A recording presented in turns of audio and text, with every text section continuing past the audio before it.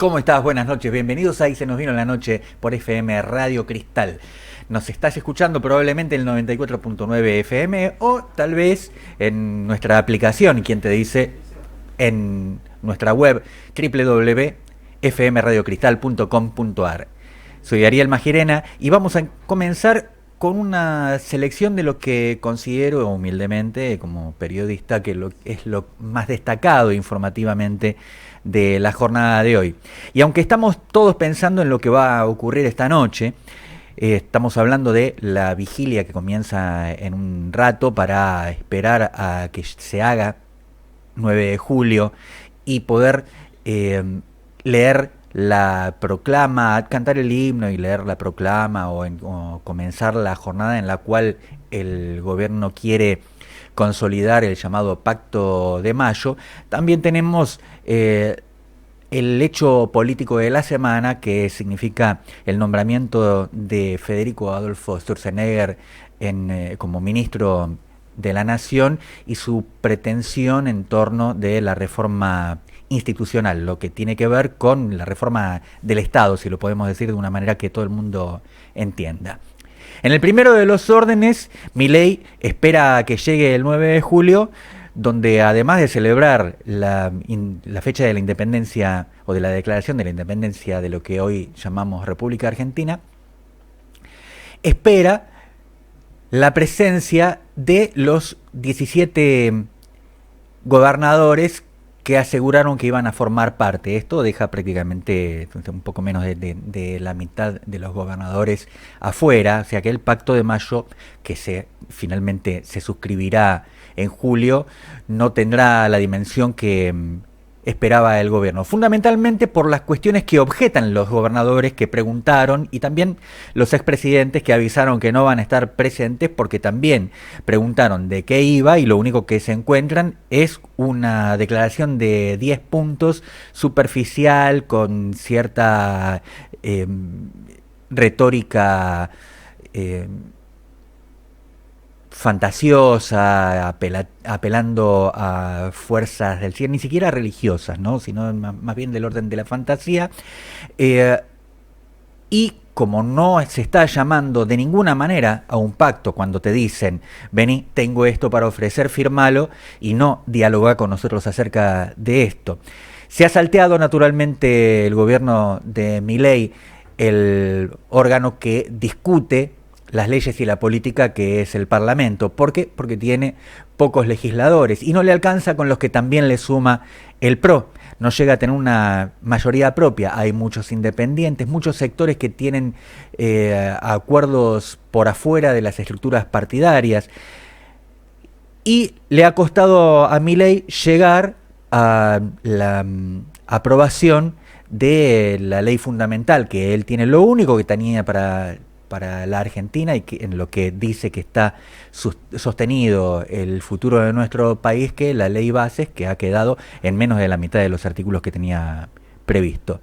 Pues bien, dado este caso, lo que espera mañana será ver de qué manera transcurrirá el acto que promete recuperar los desfiles militares e incluso invitado a los excombatientes de Malvinas con algunas condiciones que algunas de las agrupaciones de excombatientes ya ha rechazado. Vamos a ver cómo va eso.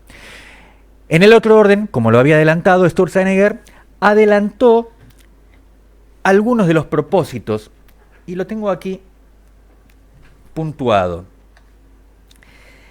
Primero se propone la reforma aerocomercial.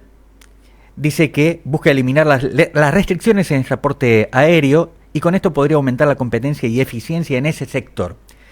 Esto que él llama reforma aerocomercial ya fue intentado durante el gobierno de Carlos Menem y de Mauricio Macri. En el caso de Carlos Menem hubo muchísimas objeciones, sobre todo porque abrir los cielos significa abdicar del control de cargas o de insumos o de personas que puedan llegar a cualquier lugar del país, ya que está liberalizado sin controles, puede entrar desde droga hasta personas, hasta lo que ustedes quieran imaginar. Contra esto incluso, en aquel entonces, estuvo en contra el propio Estados Unidos, embarcado en una guerra internacional contra el narcotráfico y el lavado de dinero.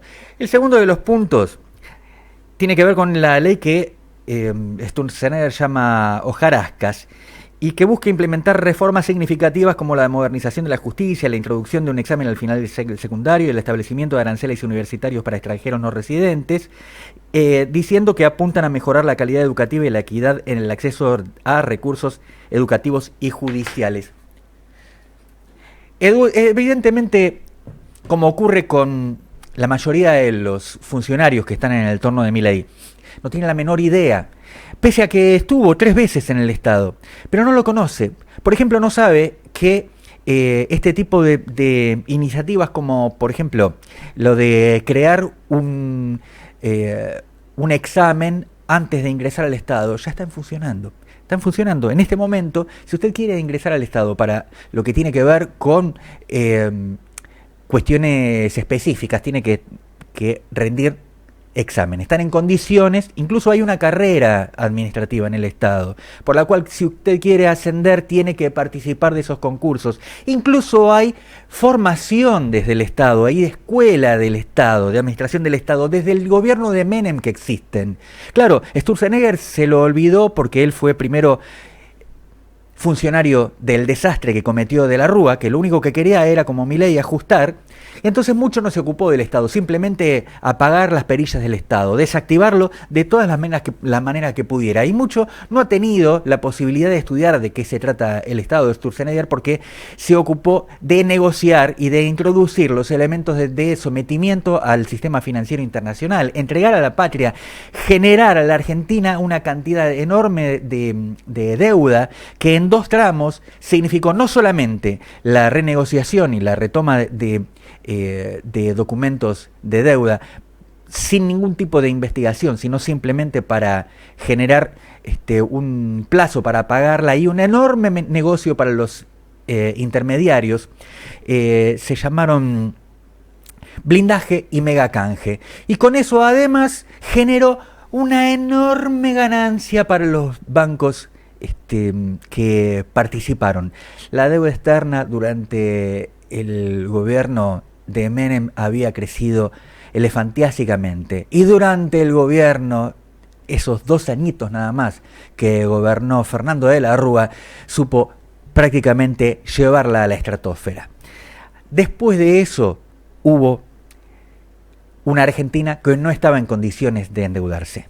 Entonces nos olvidamos de eso. Hubo una negociación de la deuda, hubo una recuperación de las funciones del Estado y hubo que renegociar la deuda argentina en los términos que fuesen nacionales, que termina siendo los términos que logra el expresidente Néstor Kirchner.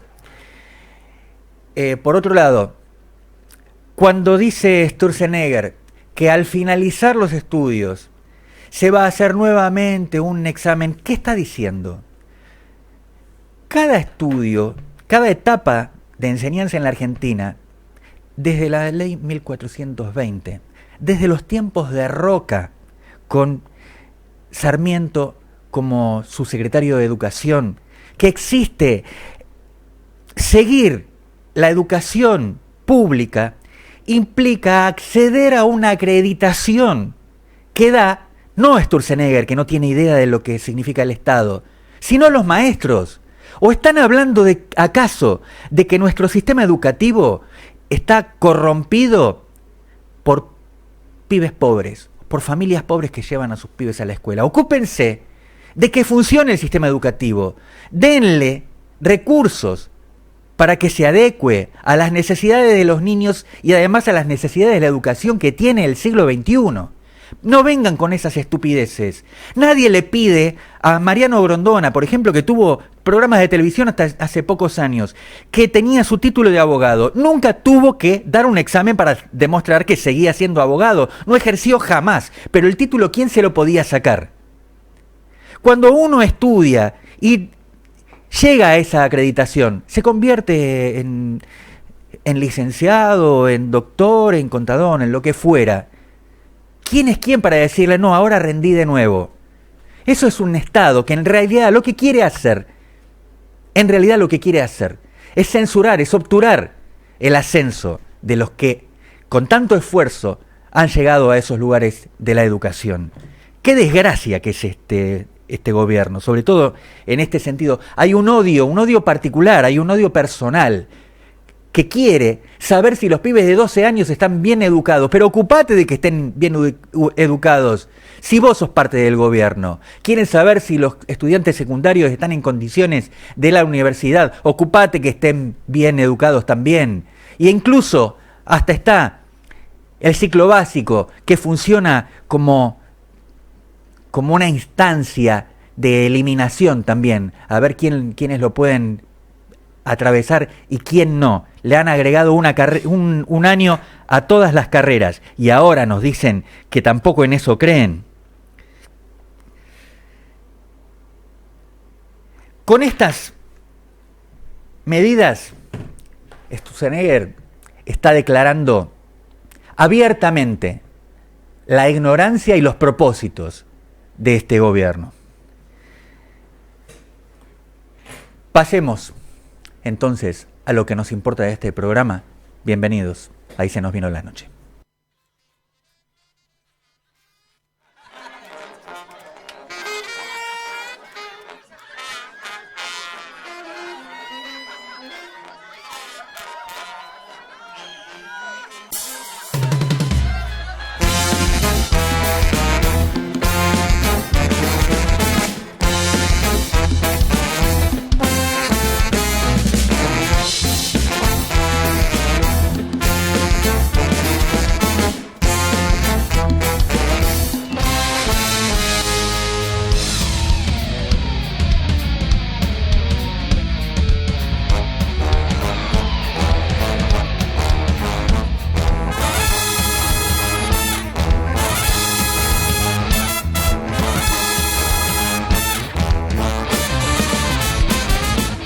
Bueno, y le doy la bienvenida a mi socio de los lunes, amigo y compañero Hugo Tornese. Bienvenido. Gracias, Ari. Acá acompañándote como cada lunes. Bueno, vos sabés que esta es una semana muy especial para la historia argentina. Y quedamos en que cada uno iba a hacer su aporte a la memoria, que es eso, la historia, ¿no es cierto? ¿Qué trajiste para nosotros? Sí, bueno, como saben, estoy en una, no sé si llamarlo columna de Villa Crespo, de mi barrio, pero como mi barrio es un barrio nacional y mañana es un día cumpleaños de la patria, yo me traje, no sé si alguien le avisó a Fune que yo iba a recitar una poesía hoy y no entonces estaba, no vino. No vino, se me asustó. Pero bueno, en honor a él, vamos a tratar no de llegarle a los zapatos o a la suela, pero vamos a arrimarle el bochín. No, es una poesía del 9 de julio, mañana 9 de julio, que alguna vez escribí para mi hija, le gustó mucho, así que Mira qué lindo. yo digo, me la llevo al programa, creo que le va a gustar. Pero como te decía, bueno, Villa Crespo es un barrio nacional, tengo que hacer la aclaración, ¿no? Porque dejé flotando ahí en el aire, ¿cómo? Un barrio de la Ciudad de Buenos Aires nacional, sí. Nació porque se fundó la Fábrica Nacional de Calzado. Ajá. Entonces empezó a llamar a toda la zona, lo de la Nacional, pusieron una entidad festiva que se llamó la Nacional, la primera entidad festiva a poco de surgir la fábrica. Lo que pasa es que el gerente, que era muy buen patrón, quería mucho a los obreros, aunque parezca mentira, de hecho los obreros se lo agradecieron, y al punto tal de que fue creando como una especie de aldea, ¿no? Con una plaza para chicos, con todo lo necesario para una aldea. Y se la empezó a llamar Villa Crespo porque el intendente de ese momento apadrinó la construcción de la fábrica. Ajá. Pero en realidad también hay un edificio en el barrio que es muy afamado, Y empezó a llamarse, ahora después voy a explicar por qué era muy afamado, empezó a llamarse Casa Colectiva, porque era una casa para muchos obreros en realidad de la fábrica, La Nacional, Casa Colectiva La Nacional.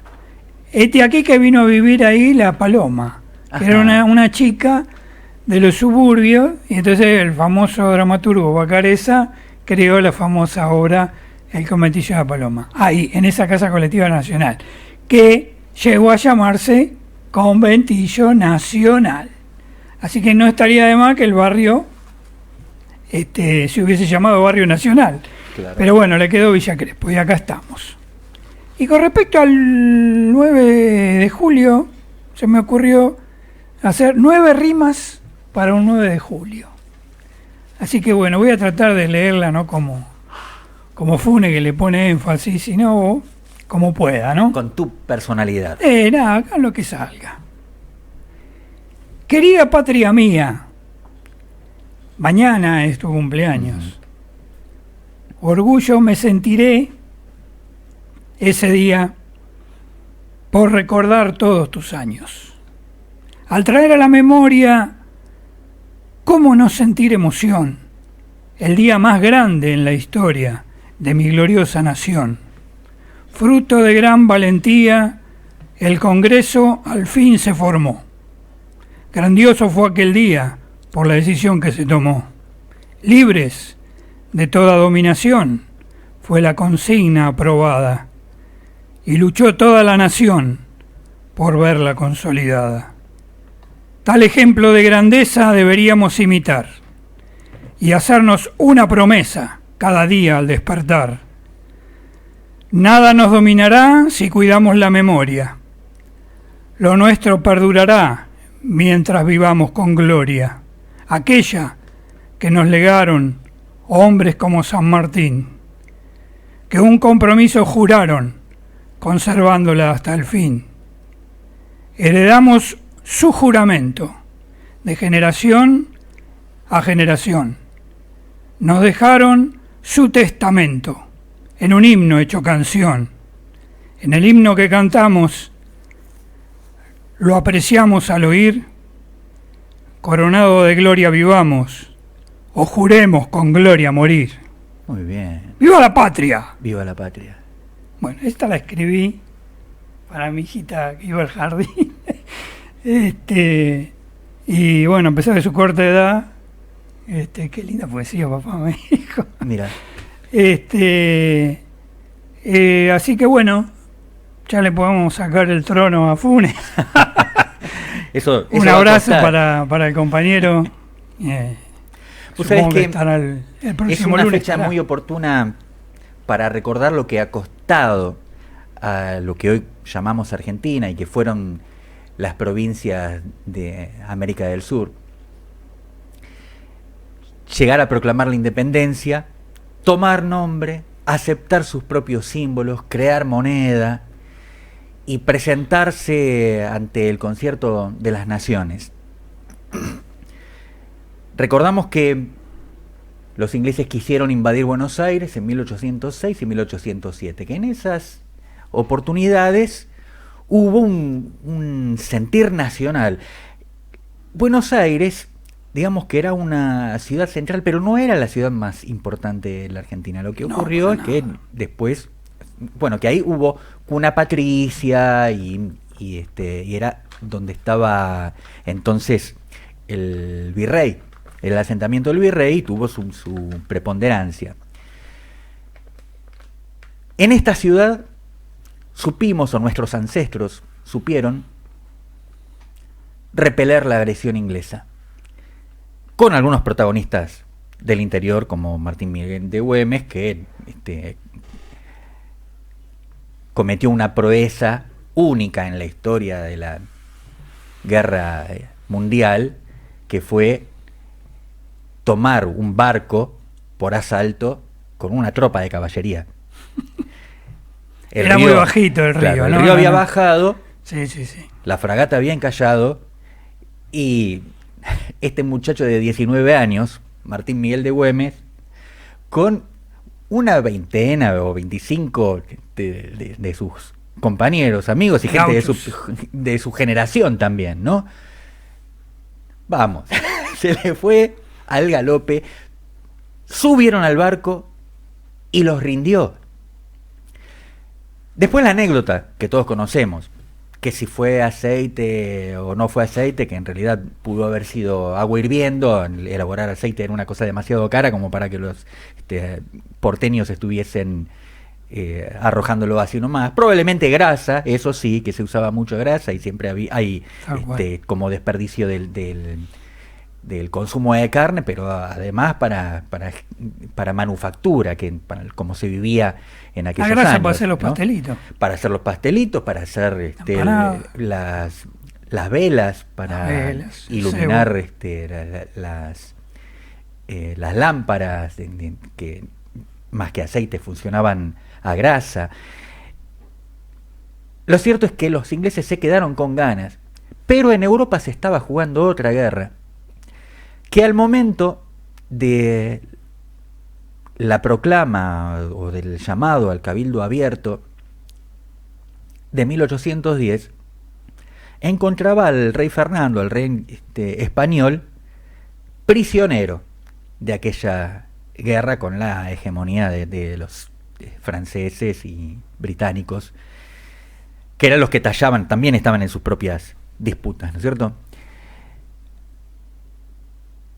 En aquella oportunidad, probablemente destacados porteños y bonaerenses decidieron darse un primer gobierno patrio, deshacerse de Fernando, que ya que estaba preso. Algunos historiadores dicen que hasta con anuencia del virrey, que dice háganlo ahora, porque también había un plan para eso, ¿no? Fernando naturalmente y toda la realeza esperaba, porque las guerras no son eternas y las prisiones tampoco, retornar en algún momento al trono y recuperar las Indias, ¿no? Lo que ellos llamaban su territorio ultramar. Así que se dice como que hubo un interés de quienes perdían todo tipo de representación, que representaban un reino que estaba doblegado, y financiaron lo que nosotros llamamos la Revolución de Mayo. Y la Revolución consumó nuestro primer gobierno patrio, la primera junta. En esa junta hubo naturalmente internas que hemos conocido. Todo el mundo sabía que había dos posiciones claramente diferenciadas. Una más conservadora, ya en esos días se llamaba de derechas, ¿no? Porque, digamos, la Revolución Francesa tenía apenas 20 años y ya se había conformado aquella mesa que tenía a su izquierda y su derecha en el gobierno, que duró poco, hasta que Napoleón, o sea, los franceses crearon la república y después se deshicieron de la república cuando lo necesitaron, ¿no? Y tuvieron un emperador nada menos. Pero el ala izquierda de esa revolución, si lo queremos llamar, después podemos llamarlos los nacionales, pero en ese momento todavía no había ese tipo de convicción, que la encabezaban Moreno, Belgrano, Monteagudo, los más jóvenes, frente al ala conservadora que lo tenía a Saavedra como su cabeza, y que fue el presidente de esa primera junta. El primer gobierno patrio se consolida el 25 de mayo y el 27 ya está llamando a un gobierno que integrara al resto de las provincias. O sea, ya estaba pensando en un Estado-nación, estaba pensando en la conformación de un país.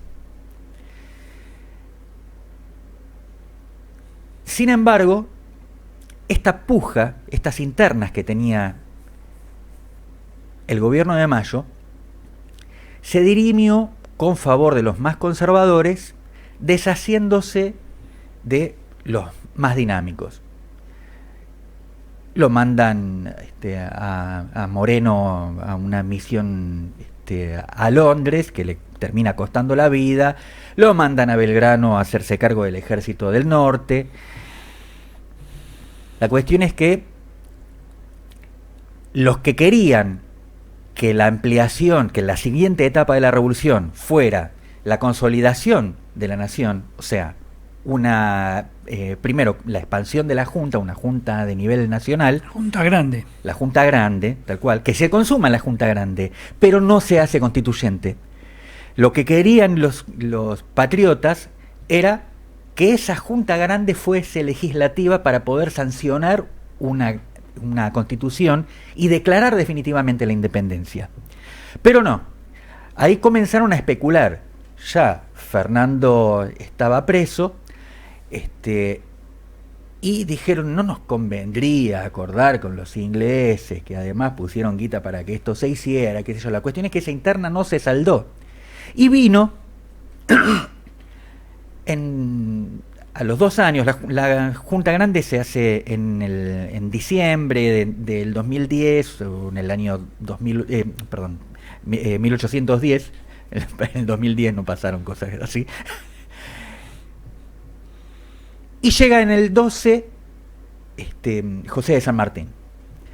Cuando llega a San Martín lo primero que hace es asociarse a los sectores nacionales, o a la que los liberales llaman la izquierda de aquel entonces, y ya que en el 11 la Junta había nombrado al primer triunvirato, con Rivadavia a la cabeza, o sea, definitivamente un candidato al servicio de la corona británica, que, recordemos, lo primero que hace es que la Argentina no termina de ser Argentina, no termina de tener ni siquiera nombre, y ya estaba endeudada. Ya se endeuda con la banca Baring Brothers de Londres. Cuando viene San Martín, su primera acción, que todos descontamos que fue el 3 de febrero en San Lorenzo, el 3 de febrero del 13. Pero no, San Martín en el 12, lo primero que hace es sacar a Rivadavia del gobierno. Sí. La asonada contra el triunvirato. Dice, no, estos no son patriotas, están al servicio de los ingleses. Y fíjense, creo que fue la única vez que tomó partido. Sí, porque ella tenía como partido el patriotismo, y estaba consustanciado de lo que luego se iría conformando como el proyecto de Nuestra América, ¿no? Que tuvo en Martí a su máximo exponente intelectual. Sí, había un partido americano y un partido europeo. Tal cual. Y el proyecto americanista necesitaba de naciones que se fueran independizando para conformar, en definitiva, la gran patria nuestra americana. Además, San Martín, que ya había fundado la logia Lautaro con Alvear, que lo traiciona luego, y además cambia de bando, porque Alvear es el que en el 13, o mejor dicho antes, mismo en el 12, cuando se hace cargo él de la Junta Grande y propone como regente máximo a su tío Posadas, Gervasio Posadas, manda, en momentos en que se habla de llamar a un Congreso Constituyente, que sería la famosa Asamblea del año 13, un emisario a dialogar con el embajador británico en Brasil para ofrecerle ser súbditos de la corona inglesa. Esto, un horror. Algo así. Un horror. Esto genera una interna fabulosa. Me estoy salteando el 13, perdóname. No, iba bien por la asamblea del año 13. Sí. Tiene que ser llamada la asamblea del año 13. En la asamblea del año 13 no hacen, no están incluidas todas las provincias. Y Muy importante. Pero la asamblea del año 13... Carapela, claro, libertad de durante la regencia de Alvear hace eso. Libertad de vientres, escarapela. Basta de tortura, etcétera. Sí. La primera estructura de derechos que se da en Latinoamérica. Pero de alguna manera son proclamas que no profundizan, digamos, la libertad de vientre no le garantizaba la libertad a nadie, tuvo que tomar una decisión política San Martín de convertir en patriotas a los que habían llegado como esclavos. Los esclavos que querían su libertad, obtenían su libertad con un certificado de patriotas cuando ingresaban a los ejércitos libertadores. Y aquí San Martín no es que se aprovecha y dice, si vienen a pelear por la patria, por el contrario, los invita a convertirse en patriotas. Los negros que lucharon por la liberación de la Argentina ofrecieron su vida. San Martín no quería cambiarles la vida por la libertad. En Cabral tenía... Tal cual. Era mulato. Cabral les salva la vida. En lugar de decir, bueno, listo, yo ya cumplí, ya está, denme el certificado que me las tomo. ¿Qué fue lo que le pasó a los yanquis, los negros en Vietnam? ¿No? O sea, no tenían las libertades garantizadas en su país. Y después iban a Vietnam a jugar una guerra política. Y algunos de ellos dicen, ¿qué estoy haciendo yo peleando contra estos chinos? Si no soy respetado ni en mi patria. Y ahí viene aquello que algunos todavía utilizan, ¿no? Pegarse un tiro en las patas. Que a veces le costaba la vida. Pero decían, yo no quiero jugar en esta guerra. Si este que está peleando es tan paria como yo. En la Argentina los negros se jugaron la vida.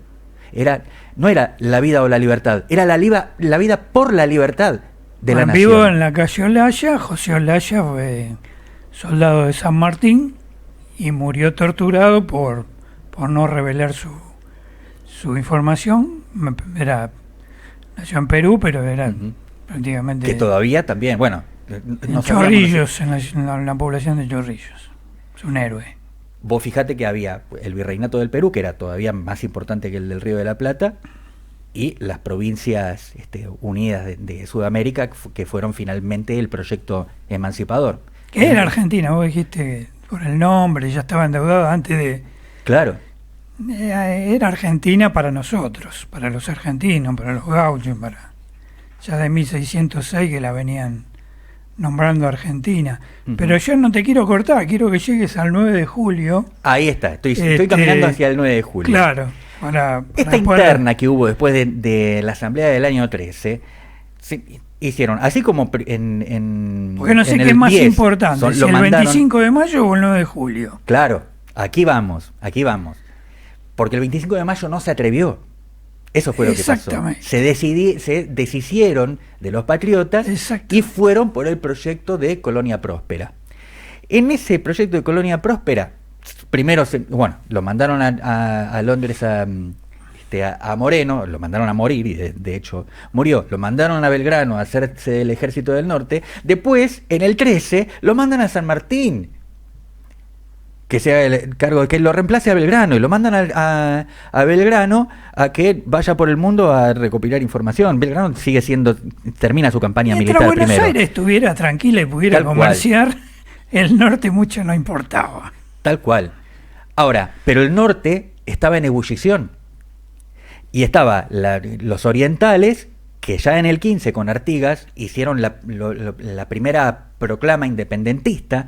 Considerándose argentinos. Sí, por supuesto. Por los vínculos más sagrados que el mundo conoce, dicen los propios uruguayos, que deberían recordarlo hoy día. Se autoconsideraron argentinos. Así era. Así que no vengan ahora a renegar de lo que firmaron con la mano, quieren borrar con el codo. Patria cuando consumemos nuestros sueños.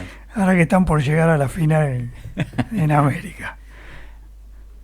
Hacia el 15, Fernando es liberado y los españoles dicen, a la carga, vamos a recuperar América. Si bien San Martín había defendido la cuenca del Plata en el 12,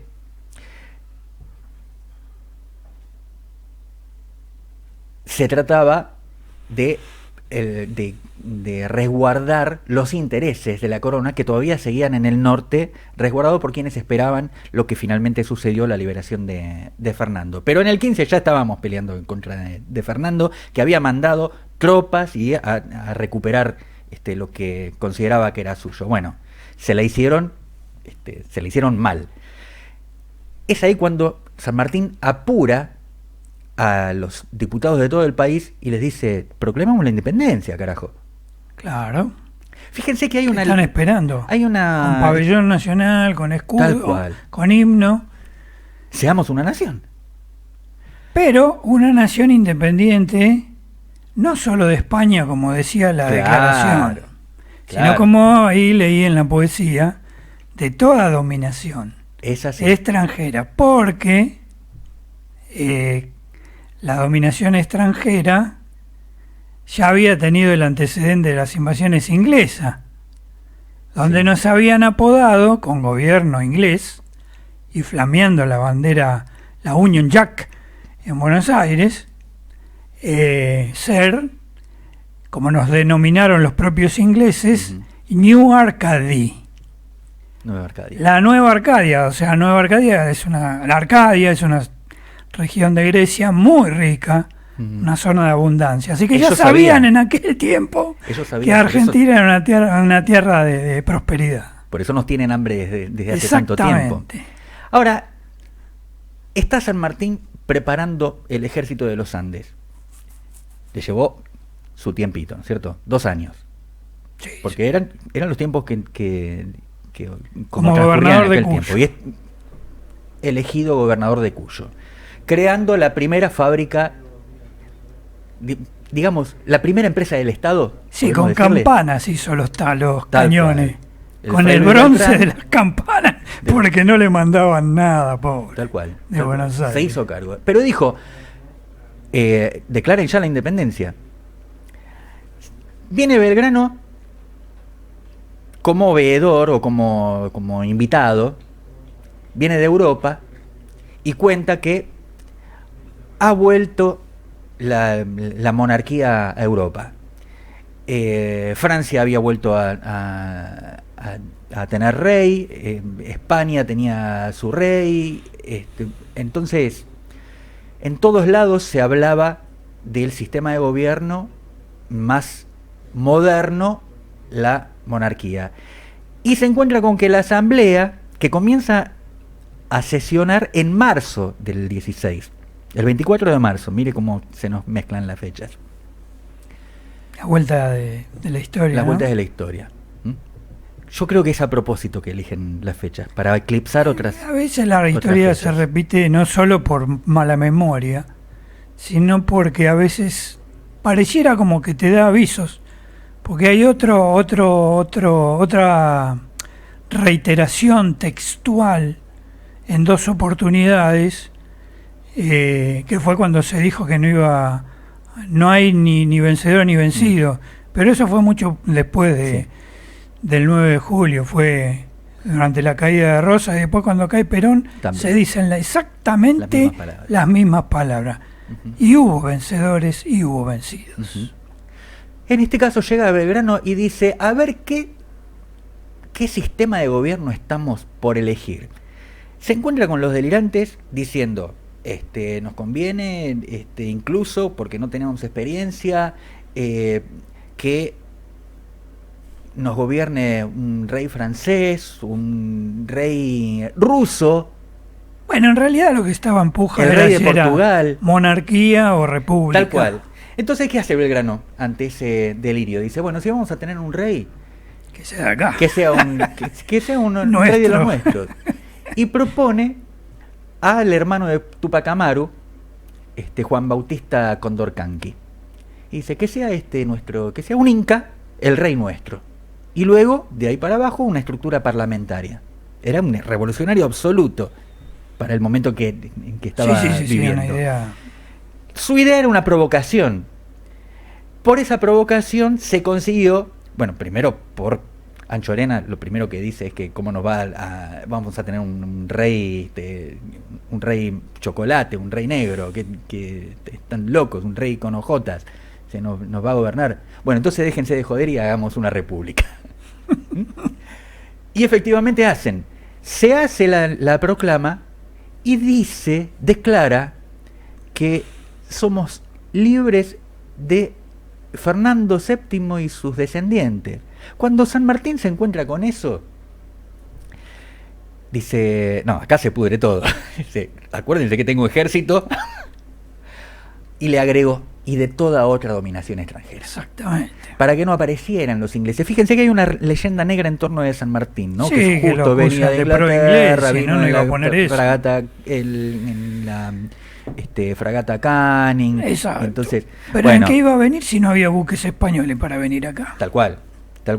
No, Y sin embargo, un buque eran los ingleses en y todo otra el mar. cosa, creó una logia, sí, pero no una logia masónica inglesa.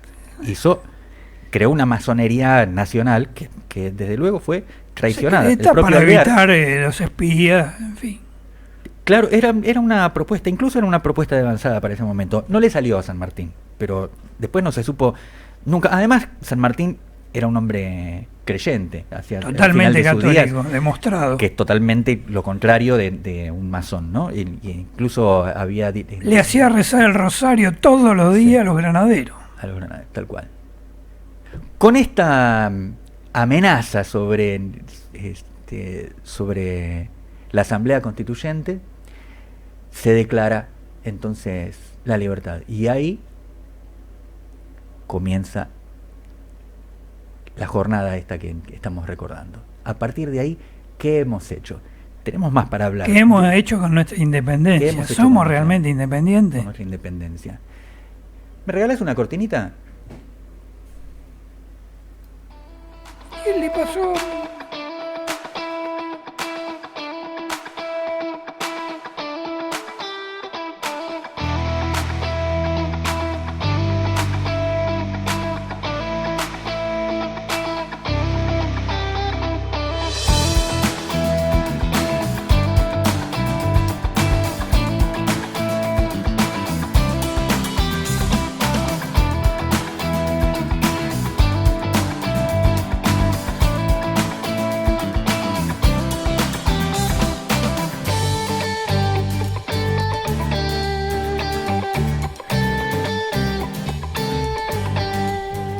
Pero esta fecha también, la semana pasada lo comentaba y no me acordaba muy bien cuál era la fecha de su fundación, pero resulta que en el 48, hoy mismo, el 8 de julio de 1948, se institucionaliza, es la fundación concreta, cuando toma estado público, la Fundación Eva Perón.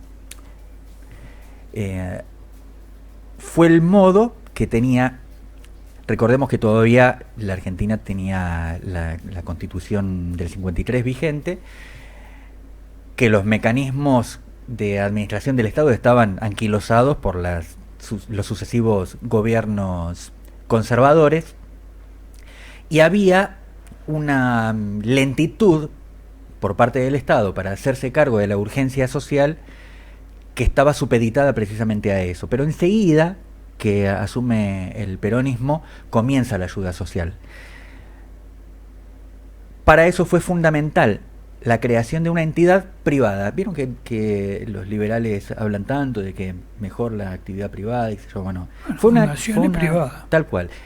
En el sentido social, ¿no? de la comunidad organizada. Esto sería proclamado después, 2 años después, pero ya la idea estaba en Perón y sobre todo en la perspectiva social. La perspectiva social era la capacidad del pueblo de organizarse y la generación de instituciones no gubernamentales ni estatales que pudiesen evitar la burocracia y la corrupción. Las fuerzas vivas. Las fuerzas vivas. La más importante obra social de la historia de la Argentina fue la Fundación Eva Perón y estaba controlada por todos los organismos del Estado posible. Así que, claro, hubo alguna vez un intelectual del kirchnerismo, Noé Gitrec, escribió en la contratapa de página 12, recordó el affair de la sospechosa coincidencia que él sostenía, ¿no? De que la conducción de la empresa Momú, la fábrica de caramelos. De caramelos y de productos golosinas, cuando fueron las emisarias de la Fundación Eva Perón a pedirle una colaboración que le pedían a todo el mundo. ¿Te está yendo bien con la economía justicialista? Bueno, ¿querés colaborar con los que siguen del otro lado del bienestar? Entonces, casi todo el mundo acompañaba. Ahora, los dueños de Mumu, que eran socialistas, no consideraban revolucionaria la asistencia social. Si no había revolución, no había nada, y se negaron a darlo. Dijeron, no, nosotros ya cumplimos pagando nuestros impuestos, nosotros cumplimos. Pues bien, no sé qué ocurrió, la cuestión es que por irregularidades encontradas por autoridades en la empresa Mumu, fueron clausurados por varios días, y ellos se lo adjudican a Evita, que no tenía, insistamos en esto, nunca cumplió ninguna función en el gobierno ni en el Estado, y ni siquiera le permitieron ser vicepresidenta. Claro, candidata. Esa es otra fecha para recordar. Pero el 9 de julio de 1947, un año antes de la Fundación Eva Perón, la Argentina proclama su independencia económica. Elige el 9 de julio, la misma fecha que se proclamó la independencia política en 1816, en 1947 se proclama la independencia económica. Ese día se terminaba de pagar por completo la deuda externa argentina. Aquella que contrajo Rivadavia por 1 millón de libras la de Rivadavia. Porque hasta ahora hay quienes dicen, cargamos la deuda de Rivadavia. No. ¿La pagó Perón? No, la pagó Perón en el 47. ¿Y cómo pagó Perón esa deuda? Modificando por absoluto el sistema económico de la Argentina, que estaba acostumbrado a ser producto del capital en inversión agraria y exportaciones. Ya había hecho la nacionalización del comercio exterior. Ahora se trataba de que ese dinero se condujera a un proyecto de desarrollo tecnológico, pero fundamentalmente un desarrollo social. A partir de ahí la economía argentina estuvo basada en el producto del trabajo en todos los sentidos, el trabajo intelectual, trabajo de servicios, trabajo de producción, trabajo de manufactura, artesanato, las labores del campo, todo estaba... Gobernar es dar trabajo. Gobernar es dar trabajo, tal cual. Quiero compartir con ustedes la lectura de la proclama del 47, qué bueno, que es brillante. Acta de la Declaración de la Independencia Económica, San Miguel de Tucumán, 9 de julio de 1947. Y la quiero leer porque es exactamente una proclama contraria por absoluto de los puntos que quiere introducir Milei, que se firmarán probablemente mañana con relativa concurrencia, también en un 9 de julio.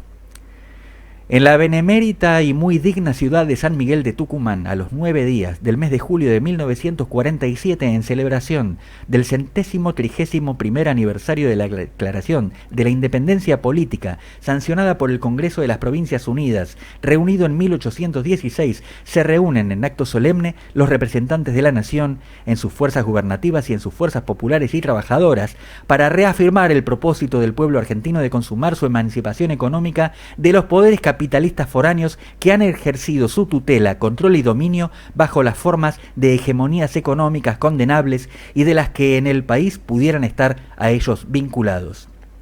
A tal fin, los firmantes, en representación del pueblo de la nación, comprometen las energías de su patriotismo y la pureza de sus intenciones en la idea de movilizar las inmensas fuerzas productivas nacionales y concertar los términos de una verdadera política para que en el comercio internacional tengan base de discusión, negociación y comercialización los productos del trabajo argentino, y quede de tal modo garantizada para la República la suerte económica de su presente y de su porvenir.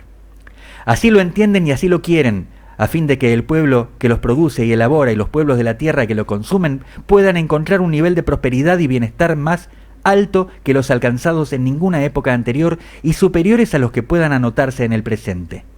Por ello, reafirman la voluntad de ser económicamente libres como hace 130 años proclamaron ser políticamente independientes. Las fuerzas de producción e industrialización tienen ahora una amplitud y alcance no conocidos y pueden ser superadas por la acción y trabajo del pueblo de la República. El intercambio y la distribución suman cifras que demuestran que el comercio y la industria se expanden conjuntamente con aquellos. La cooperación, que contribuye a fijar de manera permanente las posibilidades humanas, será activada hasta alcanzar el completo desenvolvimiento que demandan las nuevas concepciones del comercio y empleo mundiales de las energías. A su término, una vez leída esta declaración y preguntado si querían que las provincias y territorios de la República Argentina tuviesen una economía recuperada y libre del capitalismo foráneo y de las hegemonías económicas mundiales o de las naciones comprometidas con aquellas, aclamaron y reiteraron su unánime y espontáneo, así como decidido, voto por la independencia económica del país, fijando su determinación el siguiente preámbulo.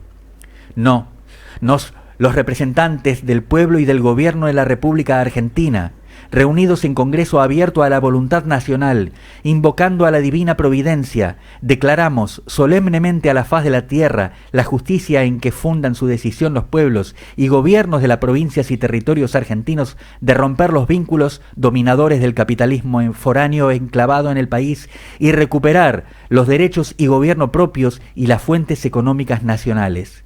La nación alcanza su libertad económica para quedar en consecuencia de hecho y de derecho con el amplio y pleno poder de darse las formas que exijan la justicia y la economía universal en defensa de la solidaridad humana.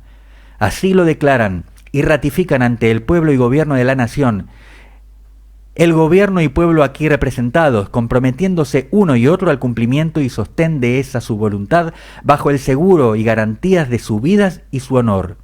Comuníquese a la nación y en obsequio del respeto que se debe a los demás estados detalladamente en un manifiesto y las actas fuentes determinantes de esta solemne declaración dada en la sala de sesiones del Congreso de las Provincias Unidas, donde en 1816 se proclamara la independencia de la República y refrendada por los representantes del pueblo y gobiernos argentinos aquí reunidos. Lo suscribe el presidente de la Nación Argentina, Juan Domingo Perón. ¿Cuán lejos estamos esta vez de proclamar la verdadera libertad? ¿En qué se ha convertido el sustantivo de libertad que no nos incluye? ¿Cómo es que no entendemos que la libertad implica aquello que la Asamblea 13 ratificó en las estrofas de nuestro himno nacional argentino? Ved en trono a la noble igualdad. Una deuda que volvemos a contraer con la patria y con el pueblo. Nos estamos despidiendo, Hugo. Viva la patria. Viva la patria. Mañana tenemos partido. Veamos qué es lo que nos tiene preparado Dani, porque vamos a estar mirándolo. Así que nos encontramos el jueves si ustedes quieren. El miércoles.